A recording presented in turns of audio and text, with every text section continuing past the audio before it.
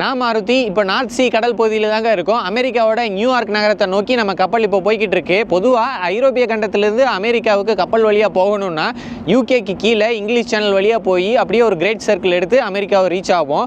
ஆனால் அந்த வழியாக போனால் மிகப்பெரிய ஒரு புயலை சந்திக்க நேரிடும் அப்படின்ட்டு ஆல்டர்னேட்டிவாக அயர்லாண்டுக்கு மேலே போய் அப்படியே நீங்கள் போகணும் அப்படின்னு சொல்லி கம்பெனியிலிருந்து ஆர்டர் வந்தது. கப்பலோட கேப்டனும் கம்பெனியும் டிஸ்கஸ் எல்லாம் பண்ணிவிட்டு இப்போ நாங்கள் ரூட்டை மாற்றி இப்போ அயர்லாண்டுக்கு மேலே போய்கிட்டு இருக்கோம். இப்போதைக்கு கடல் ரொம்ப அமைதியாக தான் இருக்குது. ஆனால் இனி போக போக இங்கேயும் கொஞ்சம் அந்த புயல் தூரமாக இருக்கிற புயலோட தாக்கம் வந்து ஓரளவுக்கு இருக்கும் அப்படின்ற மாதிரி சொல்கிறாங்க. ஆனால் அந்த வழியாக போகிறத விட இது எவ்வளோ பெட்ரு. அந்த வழியாக போனால் ரொம்ப மோசம், ரொம்ப கஷ்டப்படுவீங்க. இந்த வழியாக போனால் கொஞ்சம் லேட்டாக போவீங்க, ஆனால் சேஃபாக போவீங்க அப்படின்ற மாதிரி ஒரு தகவல் கம்பெனிலேருந்து வந்தது.